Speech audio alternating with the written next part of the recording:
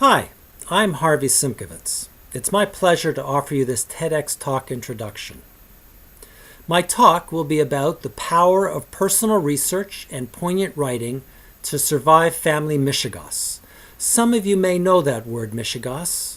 It's a Yiddish term meaning troubles or craziness. I certainly had a lot of that in my family. I wonder if any of us has had a perfectly normal family, not dysfunctional in any way. I suspect not. So most of you may understand and perhaps benefit from what I'll be talking about. So far, I've written 2 books about my family's Mishigas. The title, Just Listen to Me, that's what my father used to say to me. He'd put his hand on my shoulder, wag his finger at me, and say in his deep Hungarian Slavic voice, "Son, just listen to me, for I have much more experience than you do." He then offered me words of wisdom, be it in business or in life. But his advice was usually not about trusting other people, but depending only on yourself. Where did that lack of trust come from? Well, both of my parents were survivors of the Depression and World War II in Eastern Europe. My father, a Catholic, fought as a military man for both sides of the war. My mother, a Jew, hid with false Christian papers in Budapest, Hungary, until the war was over. After the war, their homeland was taken over by the Soviet communists. Because my father was a capitalist, the Soviets threw him in jail. After he was released, he remained a marked man. So in 1949, in their late 20s, my parents escaped the Soviets and came to North America. Sadly, they couldn't help but bring their accumulated trauma into our young family. I had to find my way to survive my survivor parents. I didn't realize just how much my troubled parents and turbulent family had affected me in my life. I had to get the story out of me in order to reduce its hold on me.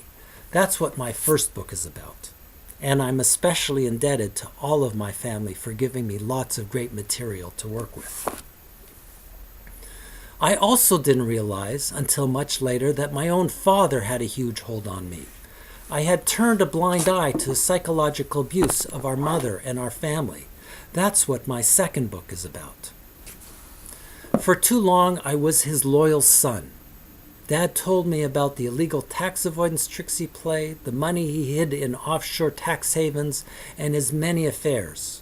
I kept his secret for 27 years.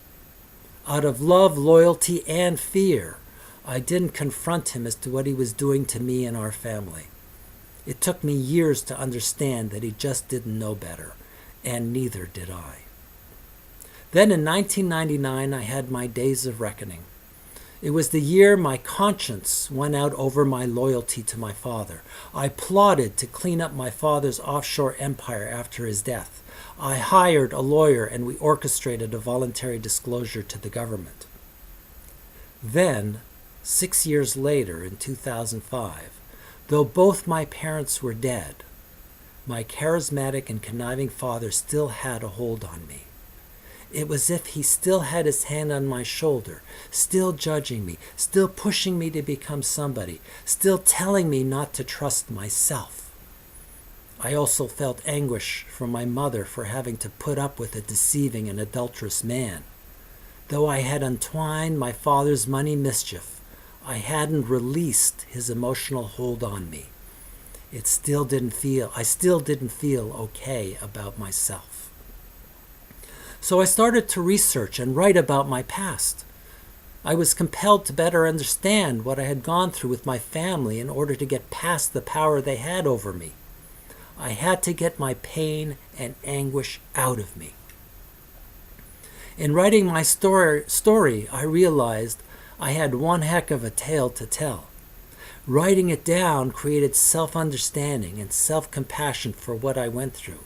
In sharing my stories with my writing groups, my angst and guilt became witnessed. Slowly, I gained clarity and perspective. I began to feel better about myself. More importantly, I thought others could benefit from what I went through and my process to get there. There will be more to come in my TEDx talk about how I repudiated and reconciled my past through my writing. I'll provide suggestions as to how Everyone could benefit from my experience. I'll trust that this will be beneficial to your audience. Thank you.